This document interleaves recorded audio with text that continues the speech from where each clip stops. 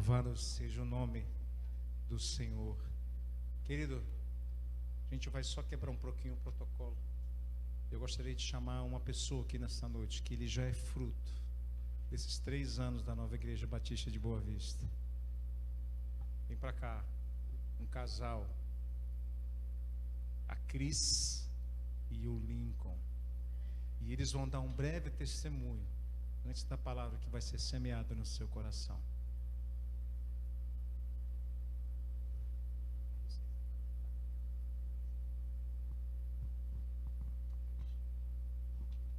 Boa noite, igreja. Que a paz de Cristo esteja conosco, amém? Bom, eu vou dar o meu testemunho, vou tentar resumir para ser breve. Mas antes eu tenho que voltar um tempo, né? Na minha adolescência, eu lembro que o Espírito Santo sempre me chamou. Eu sempre sentia a voz dele. Quando eu tinha, acho que uns 14, 15 anos, eu tentei ler a Bíblia por conta, né? Aí eu achei muito difícil, não evoluí muito. Ainda acho difícil, né? Mas agora eu estou mais persistente. Aí a gente casou muito cedo, aos 17 anos, a gente já estava namorando, 19 casamos. Então a minha vida foi dedicada ao meu casamento e à minha família. Mas aquele desejo de seguir o Espírito Santo sempre esteve comigo. Mas daí o Lincoln, ele era meio avesso ao evangelho, né? A igreja evangélica. Então a gente ia na igreja católica, mas eu não sentia aquela paz espiritual, né? Eu sentia que algo faltava em mim ali. Mas era a única coisa, assim, a única igreja que ele aceitava aí, então nós íamos. E eu lembro que uma vez a gente estava discutindo, debatendo sobre religião, aí eu olhei para ele e falei assim, tu sabe que um dia eu vou ser evangélica, né? Aí ele falou assim, eu sei, eu já percebi isso. Meio bravo, né? Aí eu vivia aquela vida, para mim minha vida era perfeitinha, né? Mas eis que veio o ano de 2021 e a minha vida deu uma reviravolta. Eu me vi com uma doença que não era grave, mas os médicos não entendiam. Eu consultei uns 5 médicos diferentes, eles sempre passavam a mesma medicação e eu não ficava boa daquilo. Procurei até um psiquiatra, né, que eu me sentia muito sozinha naquela época, muito desesperada, porque aquela doença não saía de mim. E para completar, no final do ano, o nosso casamento, que era referência na família, a gente já tinha muito tempo junto, estava desabando. Entrou num buraco que parecia não ter fim. E aí, quando foi no ano de 2022, quando a gente estava consagrando o fim da nossa relação, a gente estava conversando por mensagem, nesse mesmo momento, igreja, a Daniele mandou mensagem para mim, me chamando para ir para o Veredas. E eu conversando com ele, terminando aqui, e a Dani me chamando para ir para o Veredas. E como o que me impedia, né, de ir à igreja evangélica era o casamento, então eu aceitei e frequentar o Veredas na hora, né? E foi um divisor de águas em minha vida. Jesus falou comigo ali no Veredas. Foi maravilhoso. Ele me mostrou todas as dores que eu sentia, as dores que eu estava passando naquele momento e dores anteriores que eu nem imaginava que aquilo me incomodava. E ele me curou naquele mesmo momento. E a partir dali foi uma sensação muito linda, maravilhosa, que eu sentia aquilo por dias. E eu queria falar para todo mundo. E aí eu falei para a mamãe, falei, todo mundo que eu conhecia aqui me entendia, eu falava, né? Eu digo, tem que falar isso para o Lincoln. Aí falei para ele, e ele novamente olhou para mim e falou assim, agora tu vai se converter, né? Eu falei, vou. E a gente estava separado, né? Aí desde daí eu comecei a frequentar os cultos aos domingos, né? A escola bíblica dominical. E entreguei minha vida ao Senhor. E me senti aquela paz espiritual, né? Eu lembro que antes eu orava ao Senhor e falava assim, Senhor, não me leva antes de eu ter paz contigo, Senhor. Que eu tinha temor, né? Que eu realmente não sentia paz com Cristo.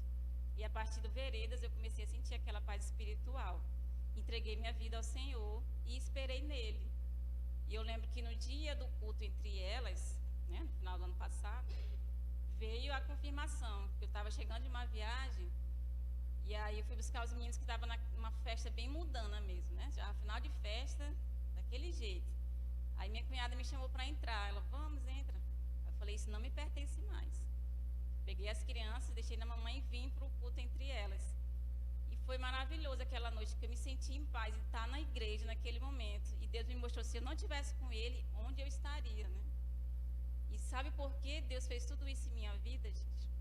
Porque Deus é bom, é maravilhoso, e sua misericórdia dura para sempre. Boa noite.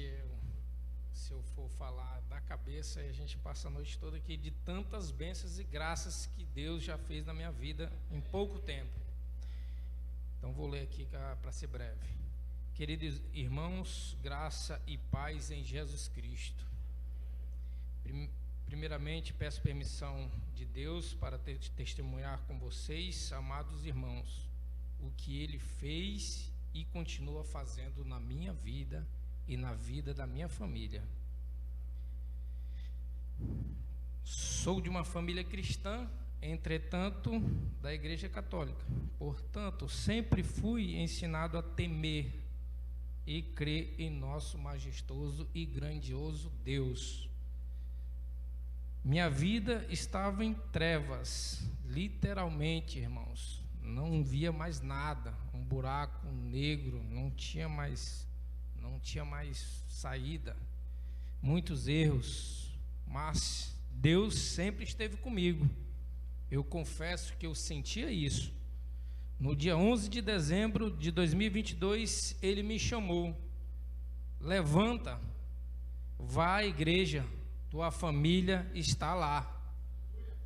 Queridos irmãos, quando adentrei por aquela porta, meu jugo já não era mais o mesmo.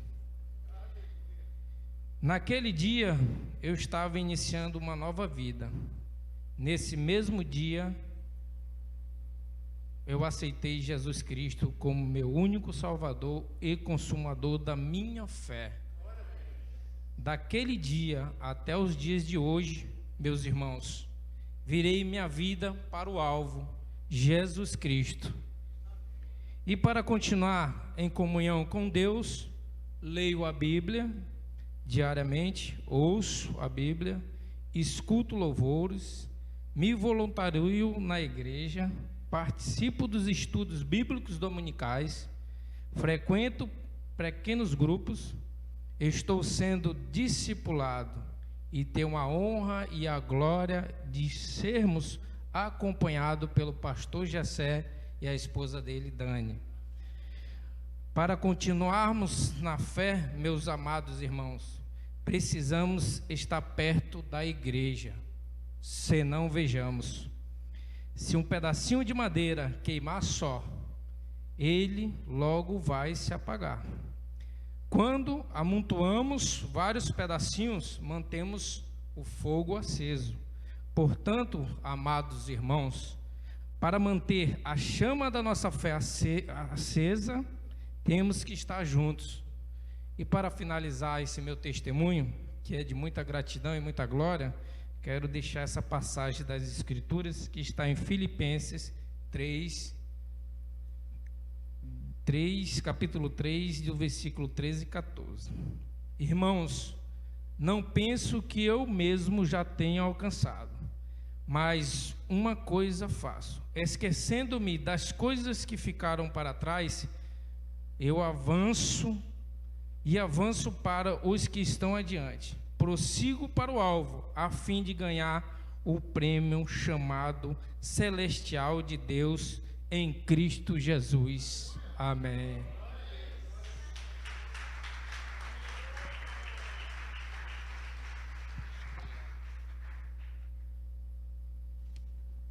É sobre isso, irmãos. É sobre isso. Famílias que estavam destroçadas, mas a palavra de Deus trouxe de volta. É sobre isso que importa. Nada mais importa do que resgatar vidas. Amém? E baseada nessa firme esperança, eu convido o pastor Ézio para estar aqui agora, semeando essa preciosa semente, que nas palavras do apóstolo Pedro, são as únicas palavras de vida eterna. Amém?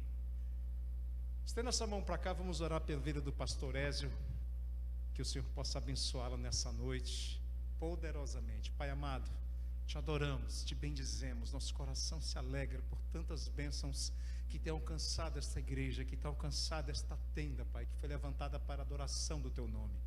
Deus, nessa noite nós agradecemos pela vida desta igreja, pela vida destes irmãos que estão sendo libertos do império das trevas e que estão sendo transportados para o Teu reino de amor. Nessa noite eu te peço, Senhor, pela vida do pastor Ézio, Senhor, este servo que tem feito de sua vida uma vida, Senhor, para a tua glória, para a glória do teu nome. Nessa noite, esconde-o atrás de tua cruz, e que a tua palavra, Senhor, prevaleça em nossos corações, e tudo aquilo que o Senhor falou ao seu coração, Ele possa compartilhar conosco. Usa como instrumento em tuas mãos, para que Ele possa, Senhor, falar da tua graça, do teu perdão e da tua maravilhosa salvação que nos alcançou. Continua com Ele, com a sua família, e assim nós oramos em nome de Jesus. Amém, querido?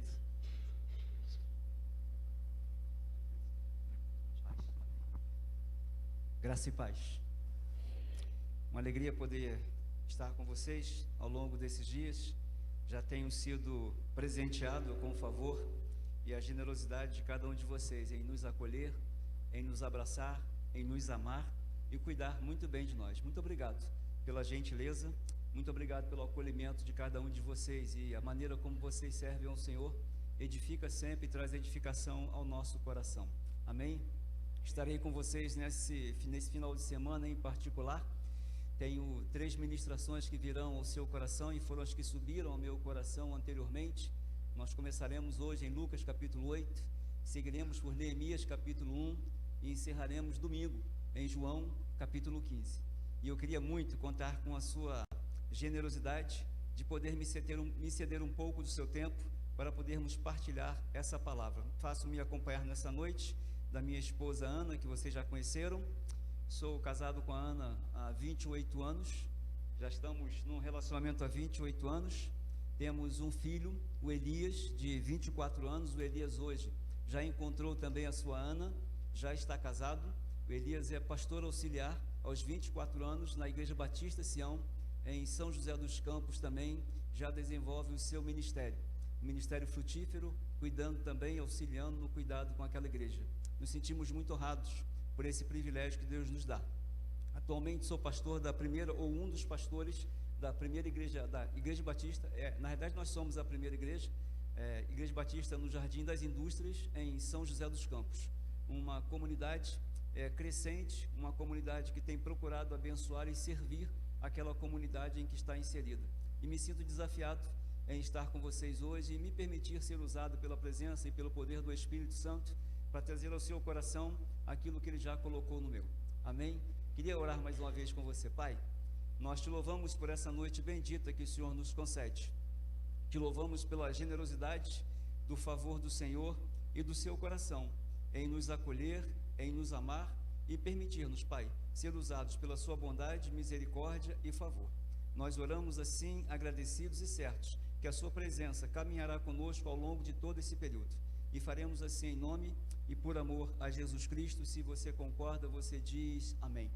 Amém. Evangelho de Lucas capítulo 8 é o texto que eu te convido nessa noite.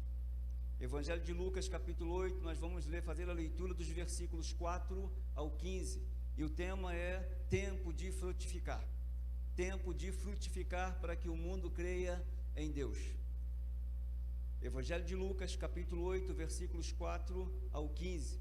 E nessa noite, pelo poder do Espírito, eu queria te tomar pelas mãos e te conduzir por esse texto, e acreditando que o Senhor vai falar ao seu coração, assim como ao longo desses dias Ele falou ao meu, porque é o poder da palavra que será ministrado nessa noite, é o poder do Espírito quem conduzirá o seu e o meu coração nessa noite.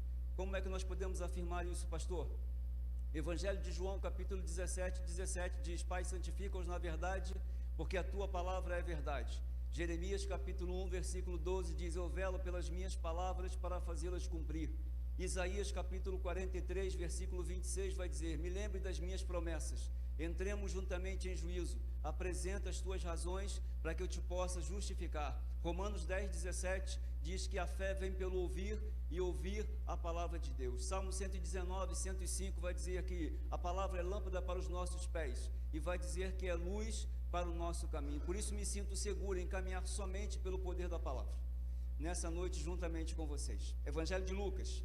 Pouco tempo depois, Jesus começou a percorrer as cidades e os povoados vizinhos, anunciando. Ele começa assim, quando chega no versículo 4, ele diz: certo dia, uma grande multidão vinda de várias cidades juntou-se para ouvir Jesus, e ele lhes contou uma parábola. Um lavrador saiu para semear. Enquanto espalhava as sementes pelo campo, algumas caíram à beira do caminho, onde foram pisadas, e as aves vieram e as comeram. Outras caíram entre as pedras e começaram a crescer, mas as plantas logo murcharam por falta de umidade. Outras sementes, diz o texto no versículo 7, caíram entre os espinhos, que cresceram com elas e sufocaram os brotos. Ainda outras caíram em solo fértil e produziram uma colheita 100 vezes maior que a quantidade semeada. Quando ele terminou de dizer isso, declarou: quem é capaz de ouvir, ouça com atenção. Seus discípulos lhe perguntaram e ele respondeu: a vocês é permitido entender os segredos do reino de Deus, mas uso parábolas para ensinar os outros, a fim de que quando olharem não vejam, quando escutarem não entendam. Este é o significado da parábola. As sementes são a palavra de Deus. As sementes que caíram à beira do caminho representam os que ouvem a mensagem, mas o diabo vem e a arranca do coração deles e os impede de crer e ser salvos.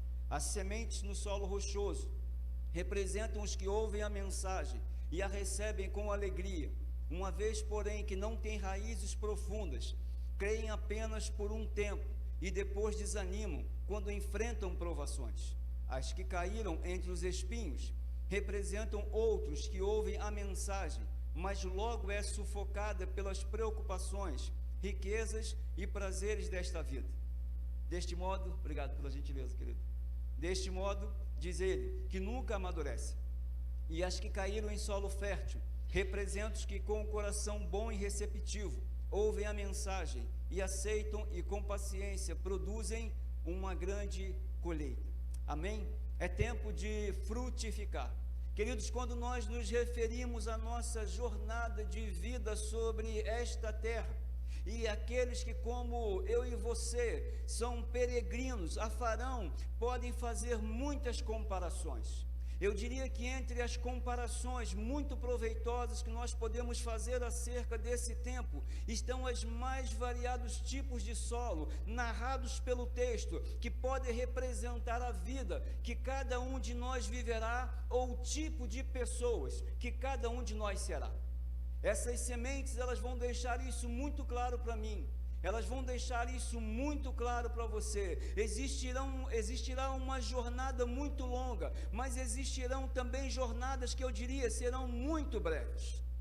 Assim como nossos pés repousarão, eu diria, em algum momento sobre terrenos áridos, sobre terrenos desérticos, sobre terrenos caudalosos, ou quem sabe em algum momento por terrenos muito movediços. Vez em quando nós teremos poeira nos nossos pés, mas vez em quando também eles serão recheados de lama. Nessa trajetória que nós percorreremos ao longo dessa vida. E essa jornada, queridos, se vocês concordam comigo, ela pode sim ser muito próspera, e o tipo de solo, ele pode sim ser muito frutífero, ou quem sabe, nós podemos viver uma vida desastrosa em um solo que não produzirá nenhum tipo de fruto. Por isso é importante nós estarmos atentos àquilo que o Espírito Santo comunica ao meu e comunica ao seu. Falar nessa noite sobre frutificar na vida cristã, e não apenas na vida cristã, mas para a vida cristã, é dizer que teremos muito, eu diria, irmão Gersé, muito trabalho pela frente, irmão Rogério. Não pouco trabalho, mas muito trabalho pela frente. Esse é o retrato de Lucas no capítulo 8. O texto começa com uma jornada, onde Jesus aparece percorrendo as cidades, semeando, anunciando as boas novas a respeito do reino de Deus. Mas Jesus não está sozinho. Ele traz consigo pessoas cuja graça de Deus curou, libertou e transformou. Jesus está acompanhado dos discípulos, está acompanhado de Maria Madalena, está acompanhado de Joana, Susana e outras mulheres que o seguiam. Diz o texto assim para mim e para você nessa noite, que eles são a prova viva de que toda a promessa graça de Deus é um convite para acreditar e também para agir. E nós acabamos de ouvir um testemunho acerca disso. Porque Isaías, capítulo 5, a partir do versículo 8 ao versículo 11, vai dizer que a palavra de Deus, ela não volta vazia. Antes ela faz aquilo que lhe apraz e aquilo para o que ela foi designada. Queridos e queridas, a parábola do semeador, descrita nessa passagem, ela é relatada nos evangelhos com muito mais frequência do que em qualquer outro. As coisas aqui relatadas estão acontecendo em todas as igrejas onde o evangelho é pregado e onde ele agora começa então a frutificar. Vidas são curadas, vidas são saradas, vidas são libertadas, vidas são transformadas pelo poder da palavra. Esta é ao mesmo tempo uma parábola, e entendam isso, uma parábola de advertência e uma séria advertência sobre a maneira de ouvirmos a palavra de Deus. A advertência aqui tem uma dupla direção. Primeiro, Jesus está advertindo aos apóstolos a não superestimarem os resultados da sua pregação, mas, na mesma proporção, Jesus está advertindo os ouvintes para não subestimarem a palavra. Aos discípulos ele diz, não supervalorizem, mas ao povo ele diz, não subestimem, também de igual modo o poder da palavra. A parábola nos ensina que existem papéis específicos. A pregação é a nossa obrigação, mas a transformação, essa é uma obra exclusiva do Espírito Santo de Deus. Porque é Ele quem convence do pecado, é Ele quem convence da justiça, é Ele quem convence do juízo, e nós não podemos confundir os papéis. A eficácia da frutificação está em reconhecermos o poder de Deus, mas de igual modo os nossos limites. Não somos nós, pelo nosso poder, que transformamos a vida de qualquer pessoa. A nossa incumbência é anunciar o Evangelho, e quem transforma é o Espírito. Por isso você não pode ficar frustrado. Quando você estiver anunciando, enquanto estiver pregando, enquanto estiver falando e acreditando que todos aqueles que te ouvirão, todos aqueles que estarão no seu entorno, naquele momento em que você prega, se converterão a Cristo. Cristo tem processos de tratamento na vida de cada uma das pessoas que o Evangelho encontra. Por isso não fique frustrado. A nossa obra é pregar. O Espírito tem toda a competência para transformar. Por isso esse tema que você vê nessa noite, tempo de frutificar, para que o mundo creia em Deus.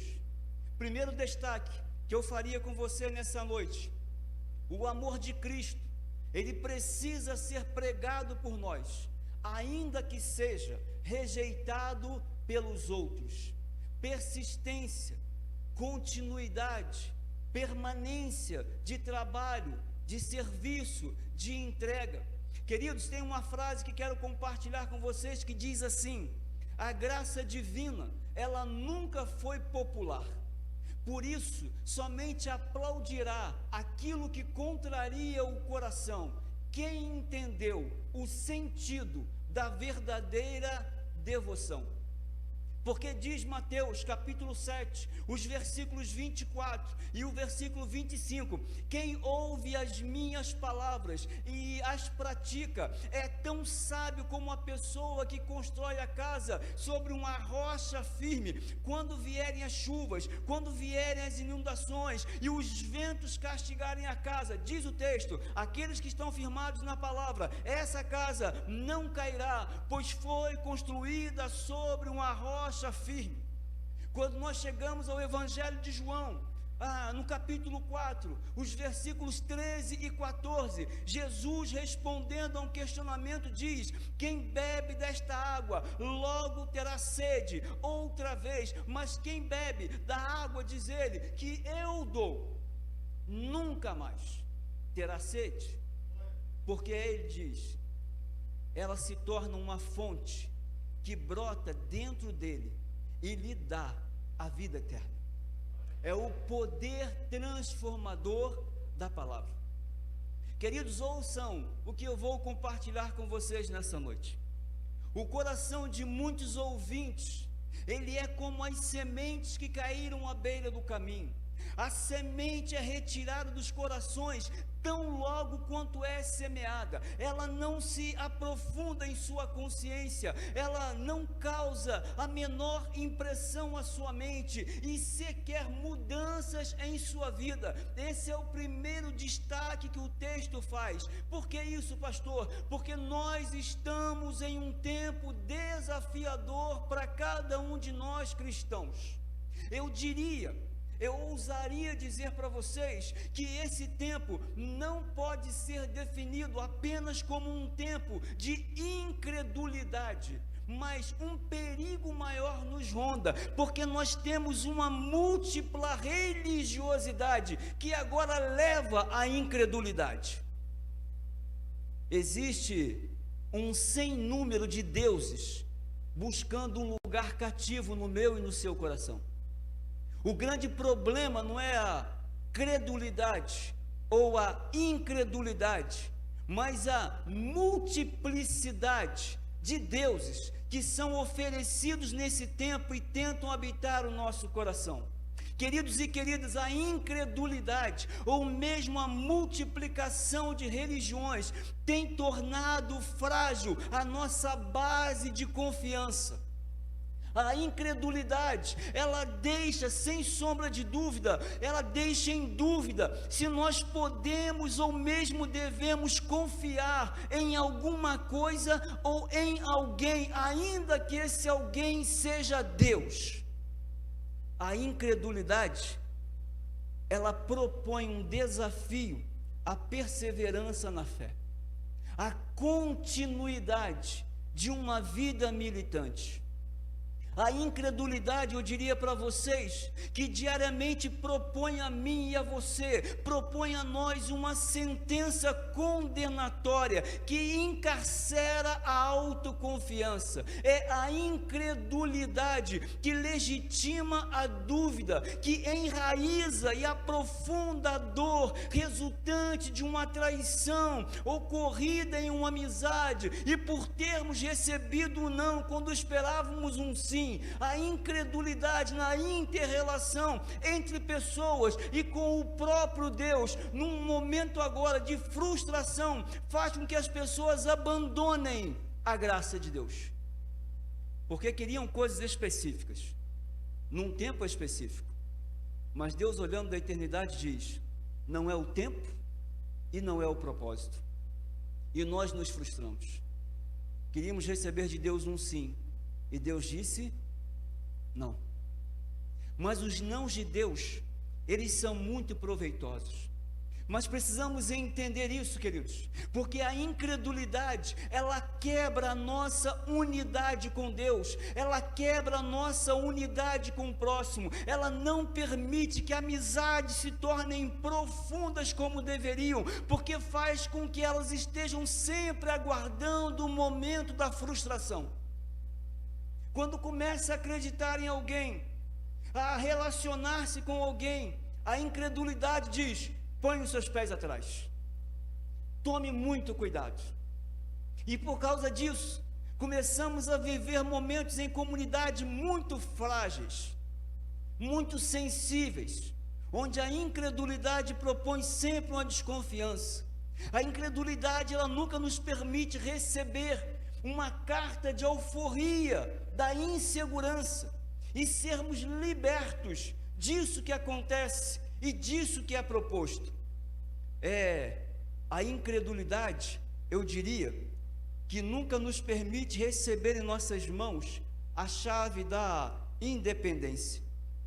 A incredulidade, ela não age somente em nossa humanidade, mas ela age diretamente, especificamente na nossa espiritualidade. Ela se opõe à nossa relação com Deus e com os propósitos por Ele que nos são entregues.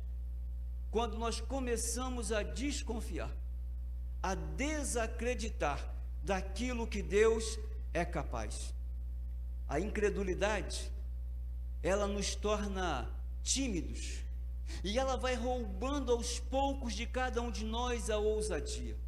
A incredulidade faz com que os nossos dons, com que os nossos talentos sejam colocados em uma prateleira e passem a ser apenas admirados, mas não utilizados. Eles se tornam objeto apenas de apreciação. Muitos dons, muitos talentos, hoje, eu diria, estão empoeirando em instantes da vida cristã, sem nenhuma utilização, porque pessoas se frustraram, pessoas se decepcionaram e acreditaram que agora deveriam punir aquele que foi responsável por entregar os dons a elas, Deus. E é a resposta da indignação. A incredulidade, ela nos faz arrepender do passado, ela nos faz desanimar no presente, e pasmem, ela nos faz perder a visão do futuro, porque ela nos tira esse brilho do olhar, esse ardor do coração. Queridos e queridas, foi a incredulidade a promotora da dúvida de Tomé. Ela estava presente no discurso dos 10 espias. Ela fez com que o exército de Israel permanecesse por 40 dias, 40 longos dias, sendo afrontados por um gigante filisteu sem reagir. Ela tem se tornado ou tornado as pessoas dependentes de si e independentes de Deus. As pessoas pararam de acreditar em Deus e começaram a acreditar muito mais em si mesmos. E aqui está um grande problema. Casamentos, por causa da incredulidade, deixaram e estão deixando o seu status de pacto e começaram a se tornar em contratos de gaveta. As amizades começaram a ser estabelecidas com bases em benefícios, assim como o relacionamento com Deus. Queridos e queridas, escute, este não é o tempo para desanimar, mas para frutificar. Não é tempo para desanimar. Pastor, mas com tudo isso, versículo 12, as sementes que caíram à beira do caminho representam os que ouvem a mensagem, mas o diabo e arranca do coração deles e os impede de crer e serem salvos. Romanos 10:17 diz, e o texto repetir essa noite, a fé vem pelo ouvir, isso é, ouvir as boas novas de Cristo. A fé e a incredulidade realmente elas nunca andarão juntas. Onde estiver uma, certamente a outra não estará, porque a incredulidade do outro jamais, escute, jamais pode justificar ou interromper a minha e a sua jornada de fé. A incredulidade do outro nunca pode te paralisar, nunca pode te impedir, nunca pode te desanimar. Nós temos que continuar caminhando sempre na direção da cruz. A incredulidade do outro jamais pode justificar ou interromper a jornada de fé. Por isso é tempo de frutificar. É tempo de frutificar, porque Satanás continua a trabalhar e de maneira intensa. Ele tenta obstruir a pregação do Evangelho, impedindo que homens e mulheres creiam e sejam salvos. Ele promove variações de pensamentos, imaginações distorcidas, apatia e memórias obscurecidas. Satanás faz isso. E ele tem poder para fazer isso, porque o inimigo das nossas almas, ele promove sonolência ao nosso ser, ele promove inquietação no nosso coração, ele promove ouvidos cansados, ele promove falta de atenção. O desinteresse das pessoas pelo Evangelho não deve nos desanimar. Escute, isso é muito precioso.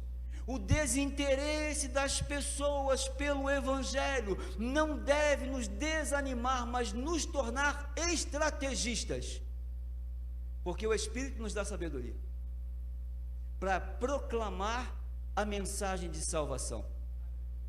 Por isso, tempos difíceis formam igrejas resilientes. Tempos difíceis não trazem desânimo, mas propõem resiliência a uma igreja que deseja, que anseia, que quer sempre frutificar. A ausência, eu diria, de uma conversão visível não significa ou uma ineficácia da atuação do Espírito de Deus. Porque segundo aos Coríntios, capítulo 2, versículo 15, diz que eu e você, nós somos o aroma de Cristo, que se eleva até Deus, mas esse aroma, ele é percebido de maneira diferente, escute, por aqueles que estão sendo salvos, mas também por aqueles que estão perecendo. Por isso, a nossa missão é propagar o Evangelho e deixar que o Espírito Santo de Deus cumpra com o seu trabalho. Por isso, Paulo escrevendo a Timóteo, em 2 Timóteo, capítulo 4, versículo 2, ele diz: pregue a palavra, esteja preparado, quer a ocasião seja favorável, quer não. Ele diz: corrija, ele diz: repreenda, ele diz: encoraje com paciência e muito bom ensino. Ele diz: não deixe de fazer aquilo que você, aquilo que eu, aquilo que nós fomos chamados para realizar. Por isso é tempo de frutificar. Segundo lugar, a graça de Cristo, ela deve ser revelada por nós, mesmo diante da fragilidade humana. Não podemos, queridos, é mais uma frase que quero compartilhar com vocês. Nós não podemos confundir, escute, atividade espiritual intensa com vitalidade espiritual profunda. É diferente e tem que estar em lugares diferentes. Como você sabe disso, pastor? Porque as sementes que caíram entre pedras e entre os espinhos estão sendo narradas aqui. Uma não resistiu às mudanças, e a outra não resistiu agora às provas, não resistiu às lutas, não resistiu aos conflitos. Aqui caiu entre as pedras, produziu frutos de impressões alegres e emoções agradáveis, porém eram superficiais, não eram profundas, não eram tremendamente enraizadas no Evangelho. Por isso o Evangelho não pode ser movido apenas por emoção e nem por motivação errada. Necessidades, queridos, elas podem sim levar até Cristo muitas pessoas, mas quando elas passarem e deixarem a Ele, o farão com a mesma rapidez com que o buscarem. Quando os seus dilemas, quando os seus problemas, quando as suas lutas, quando as suas dores, quando as suas frustrações forem resolvidas em Cristo, eles vão abandoná-los na mesma proporção de rapidez, porque a motivação era errada. Buscaram a Cristo para resolver um dilema na sua vida. Por isso, assim como as emoções, essas também precisam estar separadas, e nós precisamos ter e pensar com muita razão. Por isso, logo que o ardor da provação ou da perseguição começa a ser sentido, nesse caso, dessa semente, o pequeno nível de espiritualidade que essas pessoas haviam alcançado começa a murchar e começa a desaparecer. Por isso, é possível sim, eu diria, haver choro sem arrependimento. É possível haver emoção sem contrição.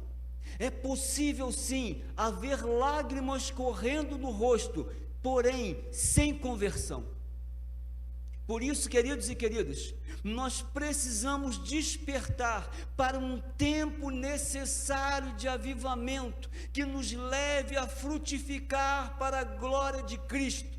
Mas não é simples, tem que ser um tempo em que corações se encurvem diante da presença de Deus, em que a vida em comunidade seja desejada e Deus seja encontrado, não apenas no domingo, não apenas nas quartas, não apenas nos sábados, mas em nossos cultos diários, onde nós e Ele agora nos interrelacionamos e somos chamados de amigos.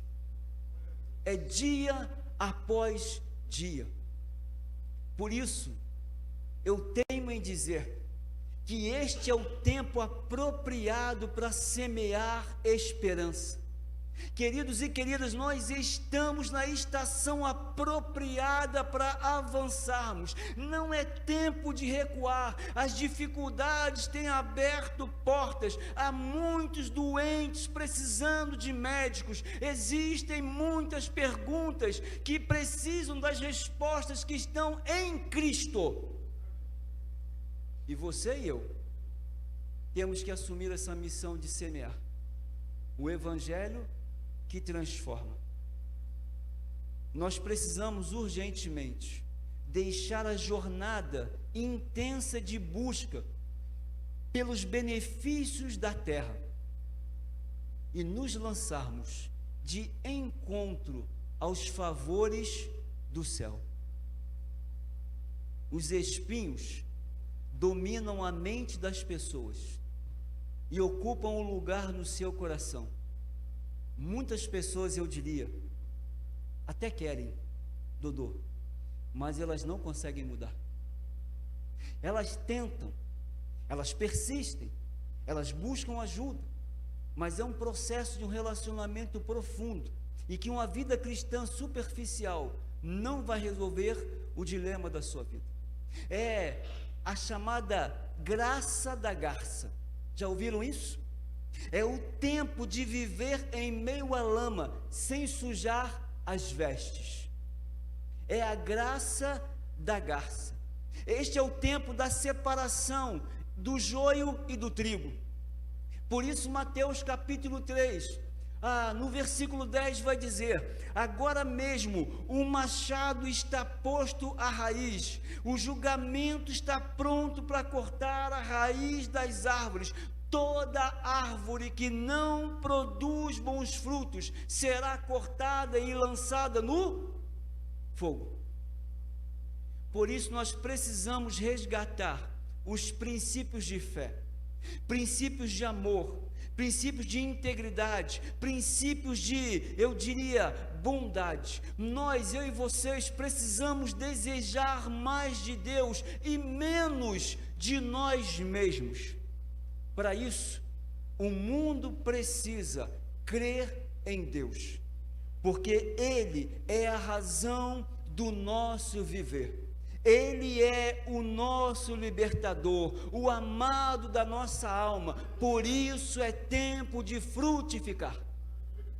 Queridos e queridas, a graça revelada por nós, encontrada na Bíblia e conquistada na cruz, é um tesouro imperecível, é um tesouro permanente, é a revelação dela que através de nós torna visível os feitos de Deus, são as ações graciosas de Deus, através de atitudes que fazem com que o amor de Deus seja desejado. Quando as pessoas precisam, buscam, tentam encontrar uma referência de Deus, sendo Deus Espírito, ela olha para você, ela olha para a sua vida, ela olha para o seu comportamento, ela olha como você resolve as suas demandas. como você se porta diante das agruras da vida, diante das dificuldades que se apresentam na fé. Por isso, não foi fora, eu diria, da cova dos leões, e nem sequer fora da fornalha de fogo ardente, que o poder de Deus se manifestou como providencial em Daniel no capítulo 3 e Daniel capítulo 6. Corações estão endurecidos e relações estão sendo rompidas. Queridos, foi em meio ao deserto que a providência divina, ela aplainou o caminho para o povo através da estrada da esperança. Foi em um tempo contrário que a esperança que José se tornou governador do Egito, a tristeza da alma de uma mãe concedeu àquele que consagraria o rei Davi, que foi Samuel. Ana chorava, Ana pedia um filho, e Deus preparava um sacerdote, Deus preparava um profeta. Na oração de uma mãe, Deus tinha propósitos muito mais elevados. Por isso, toda dificuldade, escute, nos propõe grandes oportunidades. Tempos difíceis nos fazem sair do comodismo e da conformação. Eles nos fazem enxergar as possibilidades à nossa frente e não apenas ficarmos fixados no passado. O tempo do fim não deve nos paralisar, mas nos fazer avançar. Maranata, ora vem, Senhor Jesus. Louvado seja o Senhor, mas não é para você ficar parado, é tempo de frutificar. Jesus vem, certeza, convicção, mas isso não nos dá autonomia enquanto igreja, para agora nos conformarmos com o que está acontecendo no mundo e apenas aguardar a volta de Jesus. É tempo de proclamar, é tempo de frutificar. O tempo do fim está se aproximando, é hora de nos levantarmos enquanto igreja de Cristo e promovermos a esperança nessa terra. Por último, a bondade de Cristo deve ser demonstrada mais em nossas práticas de vida do que em nossas palavras. Por quê, pastor? Porque a devoção não está separada da religião, mas enquanto uma caminha no sentido do cumprimento da lei, a outra segue o caminho da graça. Por isso a graça é o favor imerecido de Deus, recebido por cada um de nós. Ela é o alvo a ser alcançado, tendo a misericórdia de Deus como aliada. É a graça, o favor indispensável para a vida cristã. A graça, ela é o resumo das necessidades apresentadas pelo apóstolo Paulo, quando ele diz: sua graça, irmã Dani, diz o apóstolo Paulo, essa sua graça me basta. Porque o poder de Deus se aperfeiçoa justamente nas minhas fraquezas. Queridos, a graça é a porta de entrada para a salvação, porque todo aquele que crê em Deus é salvo. É o dom disponível em todo o tempo e com uma única condição para ser recebida: quem acreditar nela, quem crer em Jesus Cristo e o receber como Senhor e Salvador. Por isso a graça não é subjetiva, mas a graça ela é plenamente concreta. É a graça de Deus vista nas suas realizações. A graça de Deus ela é vista nas minhas realizações. É a graça de Deus que nos torna sensíveis à ação do Espírito Santo. Ela nos leva a percebê-lo, ela nos leva a desejá-lo, ela nos leva a reconhecê-lo. A graça é o favor da cruz. É ela que nos atribui responsabilidades e não apenas, eu diria, créditos. A graça nos convida a sermos promotores da verdade, nos ensina o que, como e quando nos comportar de maneira correta. Por isso Romanos, capítulo 5, versículo 20. Diz que à medida que o pecado aumentou, a graça se tornou ainda maior. À medida que o pecado aumenta, a graça de Deus se torna ainda maior. Mas somos nós, os detentores da responsabilidade de promovê-la.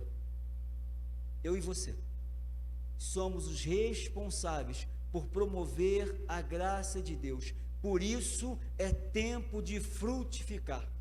Nós somos o seu alvo, o alvo da graça de Deus, mas ao mesmo tempo nós somos os instrumentos dela. Somos o alvo, mas somos um instrumento da graça. Por isso, queridos e queridas, em razão de, eu diria, tudo isso, as pessoas, sejam elas quem forem, elas não podem passar jamais por nós despercebidas. As suas necessidades jamais podem ser negligenciadas. Aquele que frutifica não se omite diante da dor do outro. Aquele que deseja, aquele que anseia frutificar, não pode se omitir diante da dor do outro. Por quê, pastor? Porque em Cristo, todos nós estamos no mesmo nível de importância e no mesmo nível de prioridade. Para Deus não há maior nem menor, mais ou menos importante. Por isso, a graça de Deus, no tempo da frutificação, torna equivalente o peso da balança social. Põe no mesmo patamar os defeitos, mas também as virtudes. Porque algumas pessoas precisam ser curadas, outras tratadas, e outras ainda precisam ser fortalecidas. Por isso, esse peso não pode ser diferencial. Nós precisamos frutificar, ser a boca de Deus na proclamação da graça. Nós precisamos, Heber e Lu, nós precisamos ser um megafone da esperança. Nós precisamos ser os proclamadores do favor de Deus em Cristo. Queridos e queridas, escute, serão os nossos braços estendidos que deverão levantar do chão aquele que está caído. Somos nós quem temos que acolher o aflito, somos nós quem temos que fortalecer o abatido, porque somos nós os emissários da graça, somos nós os proclamadores da esperança. Nós não podemos esperar um anjo descer do céu e fazer o meu papel, o seu papel, a minha incumbência, a sua incumbência. Nós precisamos, escute, nós precisamos deixar os casulos que nos emparedam na igreja e a conformar-nos à realidade de um tempo presente. Nós não podemos. Nós temos que sair, nós temos que buscar, nós temos que alcançar o perdido. Por isso é importante entendermos o que Hebreus, capítulo 10, versículo 39 vai dizer: mas nós não somos daqueles que se afastam para a sua própria destruição, nós somos pessoas cuja fé e cuja alma é preservada. Emissários da graça. É tempo de frutificar. Por isso, nós não podemos nos contentar em conhecer o amor de Deus e reservá-lo apenas para nós. Nós somos os responsáveis pela expressão visível do amor de Deus.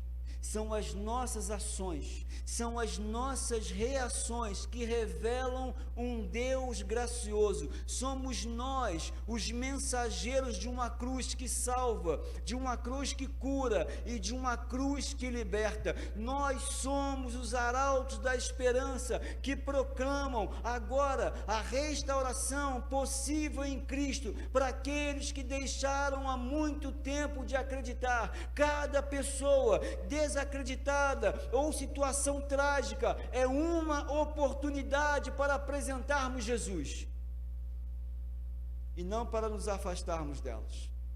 Por isso, o amor de Deus através de nós precisa ser algo tão singular e tão expressivo que seja impossível negligenciá-lo. Quer seja cruzando o caminho de um pobre, ou quem sabe, o caminho de um rico. Cristo precisa ser conhecido através das nossas palavras, mas muito mais através das nossas atitudes. O autor de Colossenses diz: Cristo em mim, a esperança da glória. Cristo em você, a esperança da glória. Por isso nós precisamos frutificar, porque o amor de Deus deve ser o selo do nosso cristianismo. Os frutos deverão ser vistos e experimentados através das nossas ações, mas também das nossas decisões, mas também do nosso comportamento. Se o amor de Cristo não for visto, escutem, e encerro aqui a minha palavra. Se o amor de Cristo não for visto em nós, é muito possível que nós não estejamos nele. E isso é sério demais. Se o amor de Cristo, quem tem ouvidos para ouvir, ouça o que o Espírito comunica à igreja. Se o amor de Cristo não for visto em nós, é possível que nós não estejamos nele.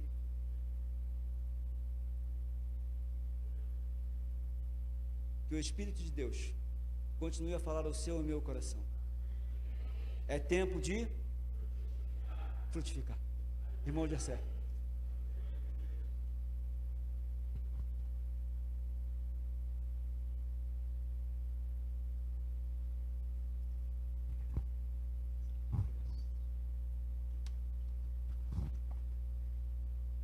Aleluia.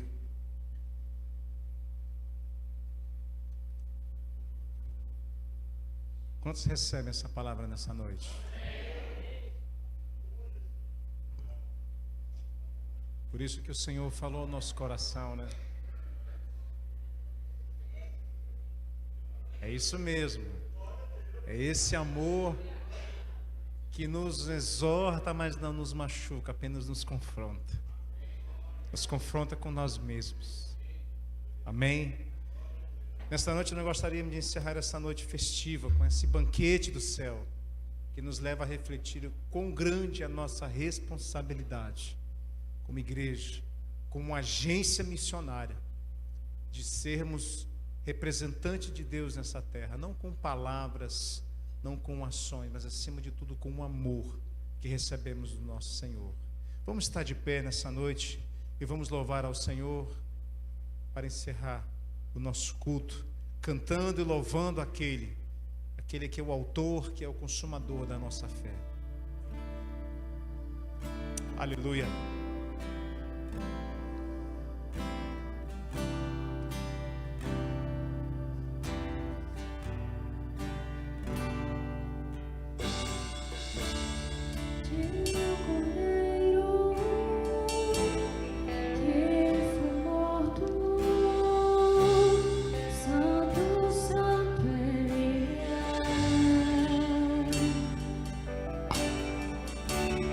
Um novo canto.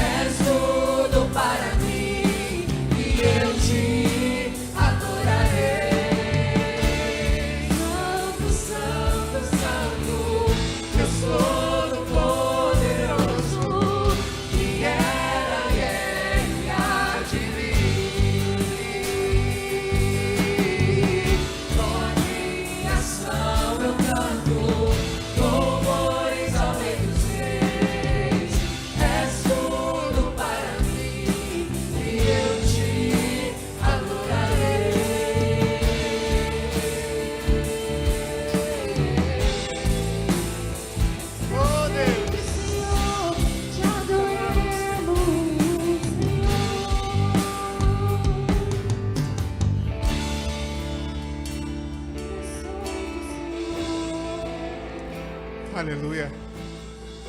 Teu nome é santo. Teu nome é santo. Teu nome é santo. Nessa noite o Espírito de Deus está aqui. O seu nome é força. O seu nome é vida. E é essa vida que nós anunciamos. É essa vida que nós cremos. É essa vida que nós, queridos, nos alicerçamos. Essa vida que vem do trono de Deus. E nessa noite a palavra nos fala. E ela nos desafia a sermos a terra boa. A terra boa que recebe a semente, que crê nessa semente, a retém em seu coração e inevitavelmente dá fruto. O Senhor nos chama, querido, para frutificar nossa vida, e que nós tenhamos o aroma de Cristo, o bom perfume de Cristo, enquanto o mundo lá fora respira ares de morte, de podridão, de desesperança. O perfume de Cristo é vida, é salvação.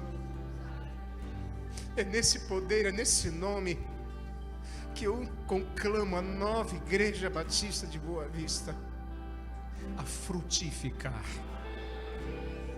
E se você que nos visita nessa noite é de uma outra igreja, de outra comunidade, está nos dando o prazer da sua doce presença, que essa mensagem também toque ao seu coração e você compartilhe com a sua igreja. Digo, é tempo de frutificarmos, é tempo de avançarmos, é tempo de falar do amor, de viver da graça, de depender dessa graça maravilhosa que nos salva, que nos ama incondicionalmente.